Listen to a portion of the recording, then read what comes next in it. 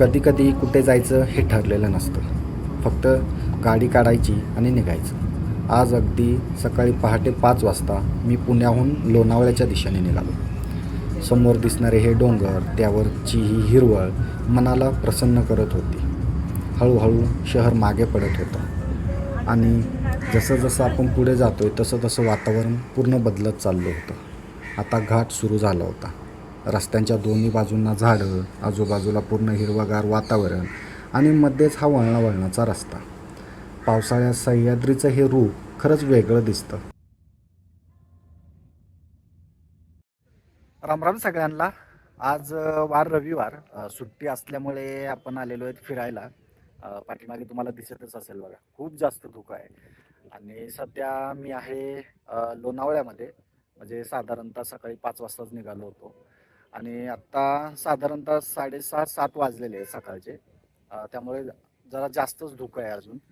पण एक 8:30-9च्या दरम्यान मला असं वाटतं थोडंसं धुकं कमी होईल ऊन पडल्यानंतर. पण माहीत नाही आता काय होईल काय नाही. इकडे भरपूर काही स्पॉट्स आहेत दाखवण्यासारखे, पण आता धुकं असल्या कारणामुळे ते शूटही नाही करता येत आहेत. पण चला बघूया. थोडंसं आपण आता हाईटवरती आहोत त्यामुळे जरा धुक्याचं प्रमाण जास्त आहे. पण जसं खाली जाऊ तिकडे पण भरपूर धबधबे वगैरे आहेत छोटे छोटे, तर ते आपण नक्कीच पाहू.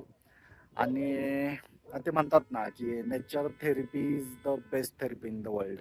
म्हणजे कुठेतरी शहरातल्या लोकांसाठी, म्हणजे गावाकडच्या लोकांना तर ऑलवेज 24x7 ते फ्रेश एअरमध्ये असतात. पण शक्यतो शहरात जी लोक काम करतात किंवा जॉबला वगैरे असतात ना, त्यांचा कुठेतरी तो आठवड्याभराचा नाही का कामाचा स्ट्रेस असतो त्यांच्यावरती, किंवा अजून भरपूर काही गोष्टी असतात, कारण की प्रत्येकाच्या आयुष्यामध्ये चढ उतार येतच असतात. तर त्यातनं कुठेतरी एक छोटीशी रिलीफ, कुठेतरी त्या आलेल्या स्ट्रेसला कुठेतरी बाजूला सारण्यासाठी म्हणून ही एक छोटीशी नेचर थेरपी ही प्रत्येकानेच घ्यायला पाहिजे माझ्या मते. आता मी मागच्या 2 वर्षापासून तर स्वतःला शक्य होईल तेवढं म्हणजे नाही का अशा ठिकाणी घेऊन जाण्याचा प्रयत्न करतच असतो. जितकं शक्य होईल, जसा वेळ मिळेल तसं मी फिरत असतो. आणि प्रत्येकाने तसं फिरायलाही पाहिजे आयुष्यामध्ये, कारण की माहीत नाही हे शेवटचं आहे की पहिलं आहे की दुसरं आहे, कितवं आयुष्य हे माहीत नाही. पण ॲटलिस्ट जे मिळालंय त्या आयुष्याला कुठेतरी आपण एक आनंदमय वातावरणातून नाही का घेऊन जाऊ शकतो. तर त्यातलाच हा एक छोटासा भाग आहे. आणि आज बघूया, व्हिडिओमध्ये बघत राहा की आपण नक्कीच पुढे काही स्पॉट्स पण दाखवणार आहोत एक थोड्या वेळानंतर, कारण की आज आपली पूर्ण दिवसाची ट्रिप आहेच. आणि मी होईल तितकं शक्य होईल तेवढं शूट करेनच. तर व्लॉगमध्ये शेवटपर्यंत नक्कीच राहा.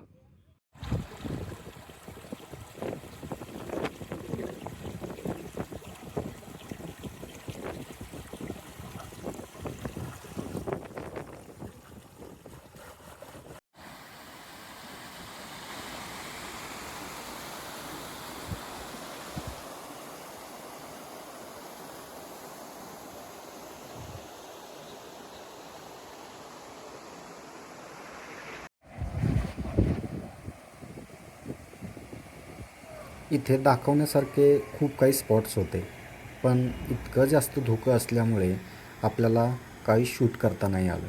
त्यामुळे आता आपण आपला प्लॅन थोडासा बदलून जातो आहे परत एकदा खाली.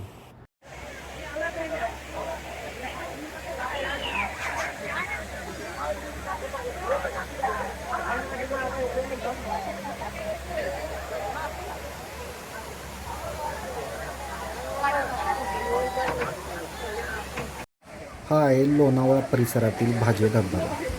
साधारणतः जून-सप्टेंबरमध्ये या काळात हा परिसर हिरवागार होतो आणि इथला वॉटरफॉलचा फ्लोही वाढतो. भाजे वॉटरफॉलची खरी ब्युटी म्हणजे फक्त वॉटरफॉलच नाही, तर डोंगर, पावसाळ्यातील हिरवाई, धुकं आणि वाहणारं पाणी.